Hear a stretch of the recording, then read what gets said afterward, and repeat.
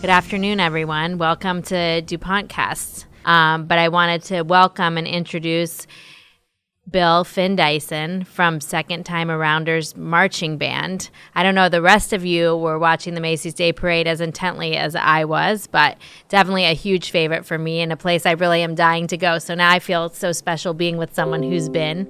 Bill, can you just share with us from the beginning about the band and how you've come together and who's in it and how you made all this happen? It's amazing.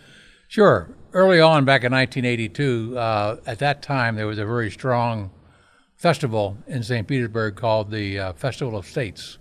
Bands came from all over the country to compete and play and march in the parade and field shows and things like that.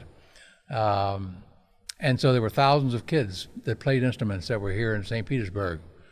And so the idea came up with me and another person that were talking about what happens to all these kids when they graduate from high school. They go back to their states. Do they ever play? What about the ones that are local here in St. Petersburg? What happens after high school? Do they put their instruments away and that's it? We said, why don't we start a marching band and just see what happens for those that ever graduated from high school and want to do it again one more time. So we came up with the name, Greater St. Petersburg Area. Awesome, original, Second Time Arounders Marching Band. And we advertised it in the newspaper, and we had about 75 people show up at the first practice, all adults. We had some fun. We went through some music for 3 or 4 practices. We marched in the Festival of States Parade, and we asked them at the end of the thing, do you want to get together and do it again next year? Absolutely. So it's continued now for 38 years. Incredible. Nonstop, and it's gotten bigger and bigger and bigger and better. And we enter now our 39th year come first of the year.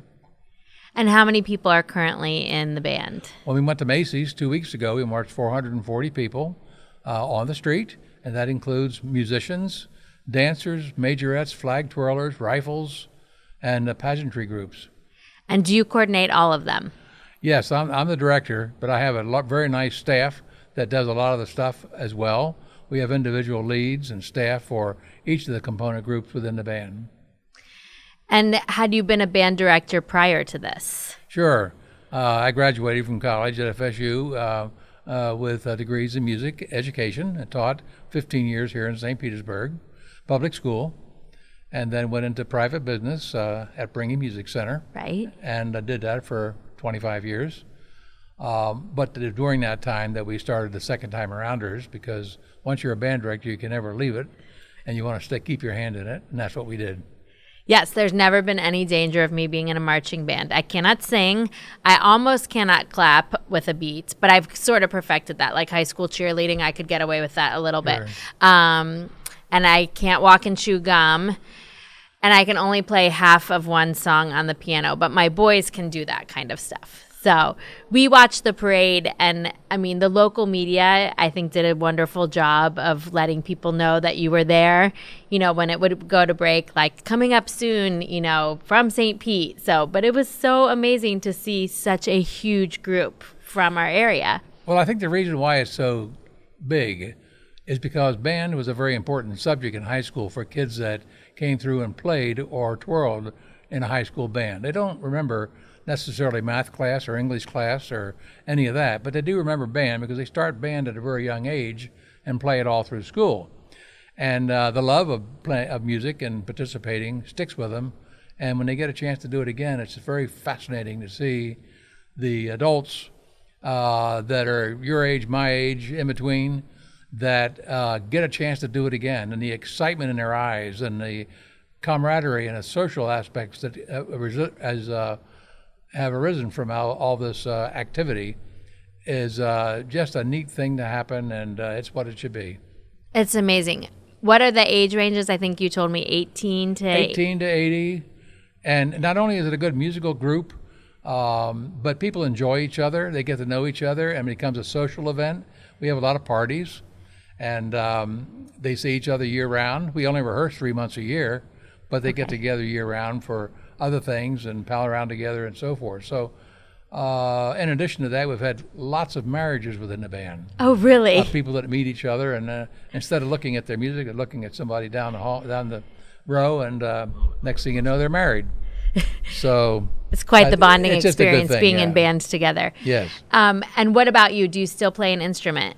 Yeah, so I play the tuba, not as much as I used to when I was younger, but I get the direct, so I don't have to play. And how does a band get invited to Macy's? That's a process. It's a rarity that any band gets involved. They each year get about 120 bands that apply from all around the country to march, and these are really fine championship bands from all over the country.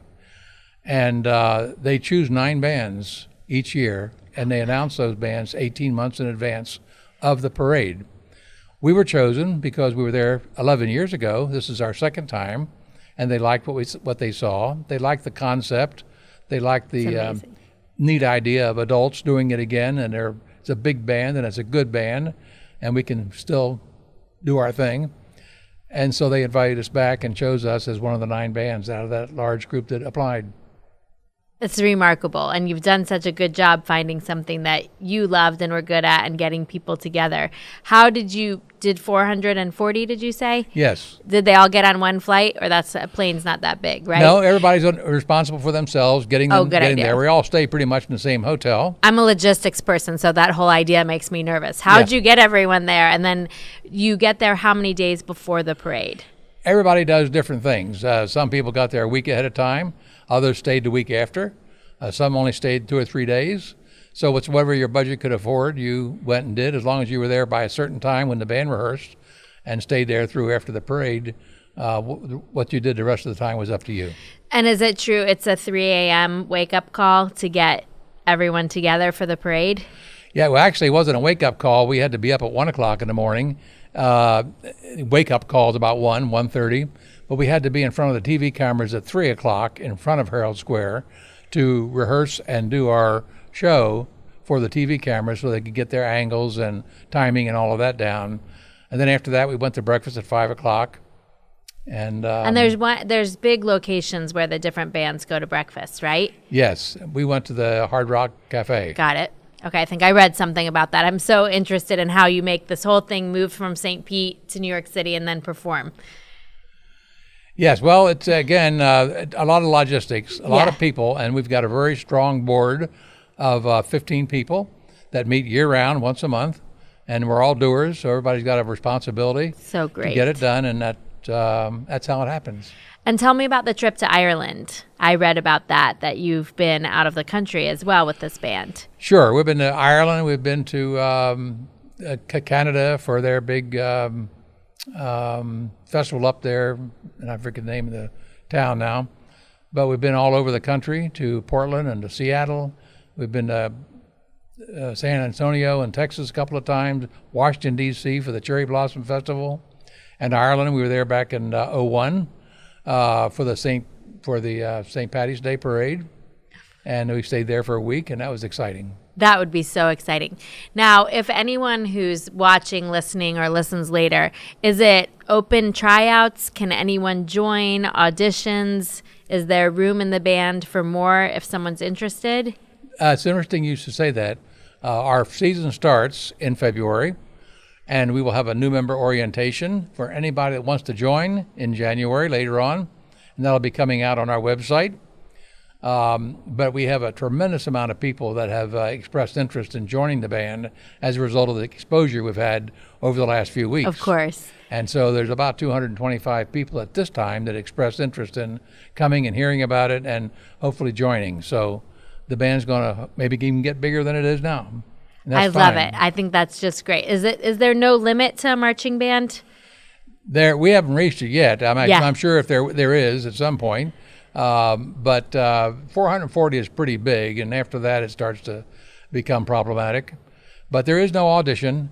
If you play an instrument, you did it in high school or college, you want to do it again, you bring your instrument, come, get the music, and come to the rehearsals.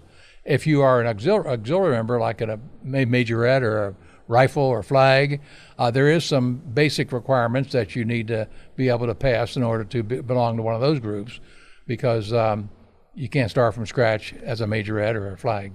Right. can you share with everyone, what is your website for people who are interested in following you, for people who are interested in auditioning, joining you, whatever? Where do people look? Sure. We have a great website. It's called secondtimearounders, one word, secondtimearounders.org. Go to that, and everything is there, the schedule, uniform, music, everything about the band that you would like to know before you commit is on that website.